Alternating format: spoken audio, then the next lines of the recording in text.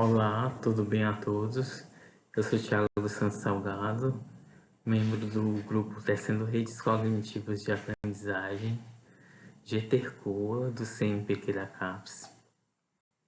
Eu vim falar sobre o trabalho Esperançar, o Cavaleiro da Triste Figura, corria atrás de moinhos de ventos e hoje luta pelo aprender e pelo educar, por uma autonomia nessa aprendizagem.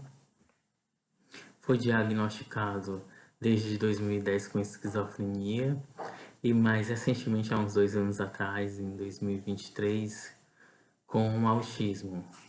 E tenho também depressão. Por que nós fizemos esse trabalho? Esse trabalho partiu de uma escrita do self, do eu. Escrever sobre mim mesmo. Foi um processo de autodescoberta, de leitura, de análise, em que eu percebi diversas coisas. A primeira, que o tratamento é de uso contínuo. As medicações são para a vida toda. E que o que diferiu na minha vida para a vida de outras pessoas PCDs, pessoas com deficiência, é o processo de escolarização. Por isso eu foco aqui nesse processo. Eu não levei em conta no trabalho a vida afetiva, nem a vida familiar, porque não cabia ao escopo do trabalho. Mas eu vou contar durante esse processo de escrever o artigo todo o meu processo de escolarização, como foi desde a educação infantil até a chegada ao ensino superior. Os, os entraves, as barreiras, as dificuldades, porque quem tem esquizofrenia, quem tem autismo, tem pobreza de discurso, tem dificuldade de percepção do eu, não reconhece muitas vezes que é doente e não adere ao tratamento, e com isso fica muito prejudicado. Uma coisa diferente do meu processo de adoecer e voltar a tentar ter uma vida normal e tudo, é esse aderir ao tratamento.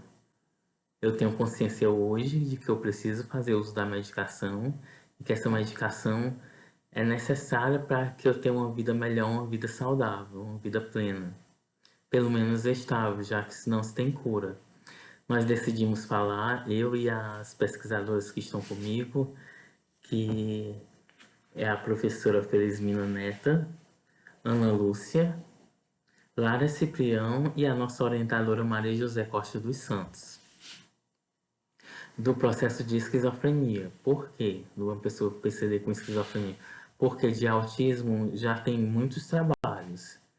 Mas eu acho que tanto uma deficiência quanto a outra, quanto essas comorbidades, devem ser sim faladas e devem ser comentadas diretamente, porque instam aos órgãos públicos e às demais camadas da sociedade a buscarem medidas para sanar, de certa forma, esses problemas que essas pessoas com deficiências possuem. E ainda há um tabu muito grande na sociedade de falar de uma pessoa esquizofrênica, do que é enlouquecer, do processo de tratamento, que essas pessoas precisam de uma rede de apoio, precisam sim ter uma família estruturada, precisam de medicamentos. Por exemplo, eu faço tratamento no Centro de Apoio Psicossocial, CAPS, e vejo o quanto lá tem pessoas que têm várias gradações da doença. Assim, tem gente que tem outras comorbidades, como bipolaridade, como depressão profunda, ou são, de certa forma, viciados em algum tipo de psicotrópico, de drogas ou outros tipos de medicação, e que precisam de auxílio da sociedade, que precisam desse apoio. E falar dessas deficiências é trazer isso à baila, é trazer esses assuntos de inclusão à sociedade e principalmente da educação especial. O meu processo de escolarização foi meio atípico, porque eu comecei a falar com 4 anos, era em volta de 1900 a 2000, e nesse processo não se falava muito aqui sobre autismo, sobre TDAH, sobre todos esses problemas, e com isso não foi diagnosticado desde cedo. Eu aprendi a ficar calado perante os adultos porque era muito comum que os meus pais sempre me advertissem que eu ficasse quieto quando estivesse na presença de adultos.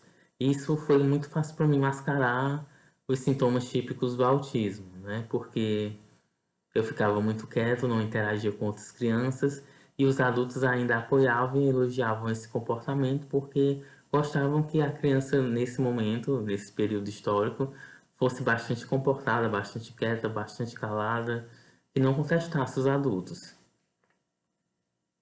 Já no período do ensino médio eu sofri bem mais, fui considerado antissocial, uma pessoa atípica, mas assim, quando eu buscava algum tipo de apoio, algum tipo de auxílio mesmo na escola, diziam só que os profissionais diziam só que eu era antissocial e tudo, que eu tinha dificuldade de lidar com isso, de lidar com essa gama de sensações e de sentimentos e que as pessoas autistas geralmente têm. É um processo muito doloroso nesse sentido, porque recebemos vários estímulos do meio, assim, tanto acústicos quanto sensoriais no sentido de toque, contato, um simples abraço, estar aqui me expondo e olhando diretamente para a tela, isso já me afeta, isso já me deixa um pouco receoso.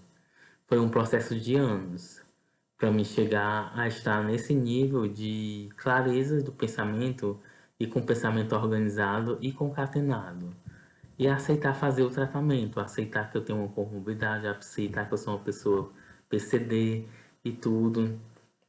Eu já passei por processos de internações em clínicas psiquiátricas e lá foi um processo de descoberta, que eu tenho várias limitações, mas que eu posso voltar a me readaptar. E eu venho aqui falar de mim porque eu parto de um processo de escrita do eu no trabalho, de autobiográfico, que é autobiográfico, no caso, desculpem. E nesse sentido, eu não pude falar dos outros assim diretamente, assim da outra idade, né? Falar das outras pessoas, porque eu não poderia ir a campo. Assim, eu sou muito limitado em algumas coisas ainda, tem alguns traços muito típicos do autismo. E nisso eu foco na esquizofrenia.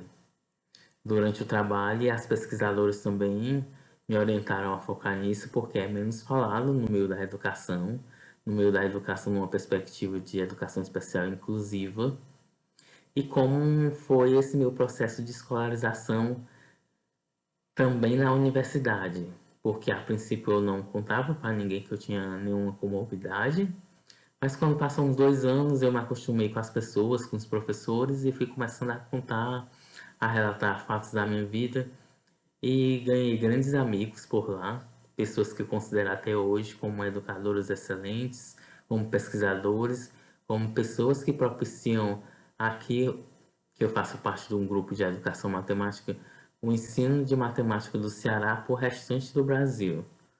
Assim, a educação matemática daqui é promovida por esse grupo e esse grupo é muito especial. Eu falo isso porque a professora Maria José Costa Santos, no caso, me acolheu e acreditou em mim, que eu era capaz de escrever poesia, que eu era capaz de escrever textos acadêmicos, que eu seria capaz de escrever outras coisas e ainda tinha muito potencial, apesar de todas as barreiras e já, como é que eu posso dizer, limitações impostas por essas doenças, por essas comorbidades que eu possuo. Nisso eu passei a fazer parte desse grupo de pesquisa na graduação. Aí eu era bolsista, eu escrevia poesia.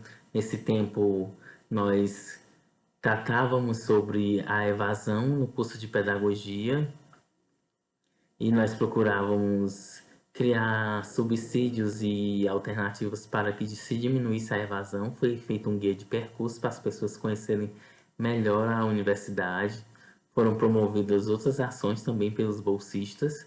E nisso esse grupo serviu para mim mesmo, porque eu poderia ter a qualquer tempo mais uma vez ter largado uma universidade, por causa que eu estava entrando em crise. Mas o processo serviu na minha vida e na vida de muitos outros para trazer à tona todo esse potencial que tem latente nas pessoas e que elas podem se sonhar, ainda podem ter esperanças de que poderão vir a, sei lá, gerir uma família com uma companheira ou com um companheiro, ter filhos, ou mesmo estudar e seguir uma vida acadêmica, ou serem, no meu caso da docência, ser professor. E eu tenho essa esperança. Muitas vezes eu reconheço que, em alguns sentidos, eu tenho algumas limitações, que a minha personalidade não corresponde à minha idade real. Assim, que sentido eu percebi isso? Escrevendo o trabalho. Quando eu fui ler sobre a esquizofrenia em si, sobre o autismo, sobre depressão, eu percebi muitos dos sintomas clássicos que eram descritos na literatura mesmo médica e educacional que eu também possuía.